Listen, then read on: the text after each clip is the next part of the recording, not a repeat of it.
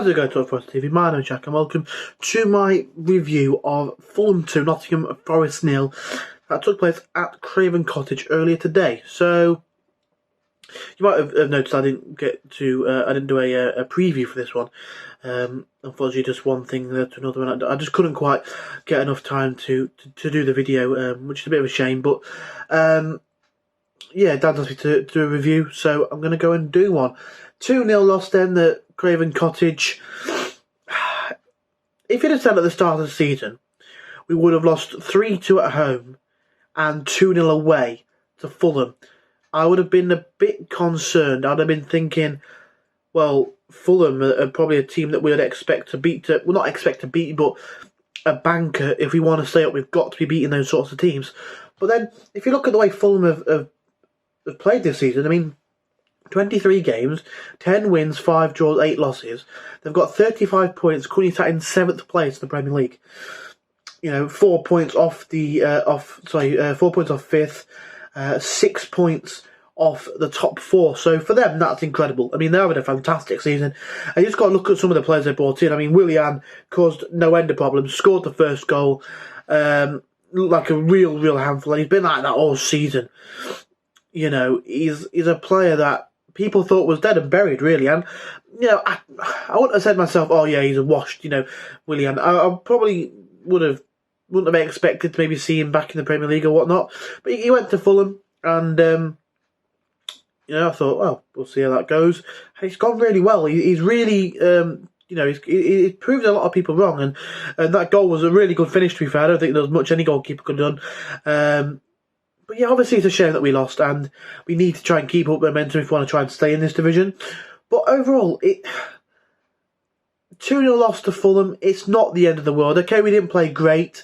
I didn't get to see much of the game or anything like that, unfortunately.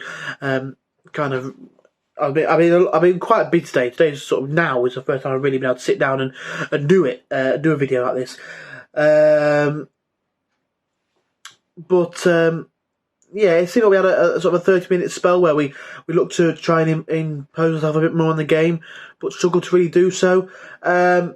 It's not the end of the world. Fulham are doing well this season, and a 2-0 loss at Craven Cottage isn't really too bad, I suppose. I mean, as things stand, we are currently, still 6 points off the drop zone. A win for Everton could mean that goes to obviously 3, but it's not panic stations just yet. I mean, who do we have next? City, brilliant, and then we got West Ham. So maybe you would have wanted us to get something out of this one, with City coming up next in the league at home, but it's not the end of the world. If we just make sure that we win the games that, the teams in and around us, like the Leeds last weekend, like the sort of West Ham coming up. So what am I doing here? League table, let's have a look who's in the Everton, your Bournemouth. Well, actually, played Bournemouth twice, to be fair. Your Southamptons, your Wolves, your Leicesters, if you pick up those wins like we have, with like Leicester and with Leeds and a point with Bournemouth sort of thing, then we should be okay. It's one that's a bit annoying that we lost, but it's not the end of the world in my opinion. I think we maybe didn't play well, but if we can start to pick things up in the coming game weeks, then I don't think it's anything to worry about too much, to be honest with you. I mean, if we'll have a look at the stats quickly, let me get them up. Fulham, there we go. I mean, they had 16 shots, we had 10. They had 3 on target, we had 1. They edged possession with 51%. We actually had more passes than them, whether that means much, I don't know. Slightly less pass accuracy in that. So it wasn't a complete battering. Okay, yes, they had 6 more shots than us.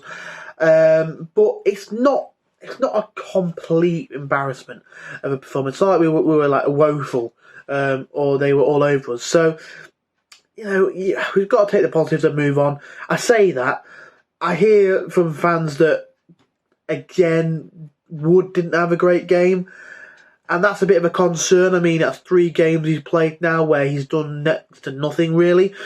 Effectively, not really given anything.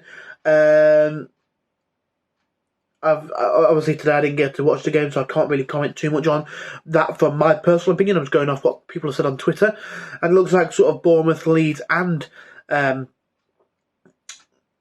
Fulham, he's been up front and he's not really offered much. And there's been people on Twitter saying they don't think he should be playing for the club anymore, send him back and stuff like that. There's not really been very good comments on him. And then Emmanuel Dennis again, someone that I think a lot of Forest fans have their opinion on in terms of his performance. And I just want to say, and I don't think I really need to clarify this, but for myself, say Chris Wood has a bad performance or Dennis has struggled this season, it doesn't mean I don't like them as a person. I sometimes see with football fans that because a footballer's not playing well for their club, they immediately start to sort of say things that aren't very nice about them as a person. As a football fan, I might not be happy with his performances, and I might say he's not very good, or say like, oh, he stinks or something. But as a person, I've never met him, so I don't know what it's like, and I don't want to I don't want the way he plays in a football match really to necessarily affect that side of it kind of thing. I don't really know why I'm clarifying that. I just want to say that you sort of look at like Karius in the Champions League. I know it's a bit more of an sort of a inflated example, but Karius had a really poor Champions League final against Real Madrid, and he had people saying that they wished his son had cancer and stuff like that and died and awful things like that. Just because a player's not playing well doesn't, I'm not going to let that kind of, I'm not going to look at that and think, oh, well, I don't like them as a person sort of thing. I don't really know why I've decided to say that, but I just think it's important to say that, we can criticise footballers as fans of, and, we can criticise that, but it doesn't mean that as a person I don't respect him or, any on your players for us, I still love them sort of thing. So there's that. I just felt like clarifying that. But, I think it's a disappointing one, seeing as though we just come off the back of a win against Leeds. We would have thought maybe get a point or something from this one, headed into Man City. But, it's not the end of the world. We take the positives, move on, and we look into this one and see what sort of didn't go well and what maybe we could do to improve. And hopefully for the coming games against, maybe not Man City, but against sort of West Ham, maybe we can sort of implement some of those things that maybe we highlighted from this game. But yeah, I mean, from the stats, it doesn't look too one-sided, maybe slightly in favour of Fulham, as it shows by the scoreline also. But like I say, Fulham having a good season. It's not something to beat ourselves up about. We take the positives, move forward, and hopefully, I think we're still going to be on track to get the points we need to stay up this season. So I'm not worried about it too much, and hopefully we can, this isn't going to be sort of a domino effect that starts a little bit down a downward trajectory. Hopefully we're able just to use this to move forward and to keep going in the form that we're doing. If this had been something, that if we'd lost 2-0 to Fulham and it had been on a string of a couple of losses or whatever, then maybe it would have been different. But I think with the way that we've been playing of late and kind of the form we're on and the position we're in the table, it's not too much panic stations at the minute.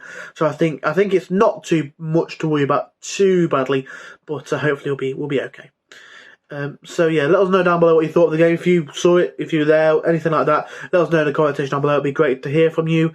Subscribe if you haven't already to Talk Forest TV.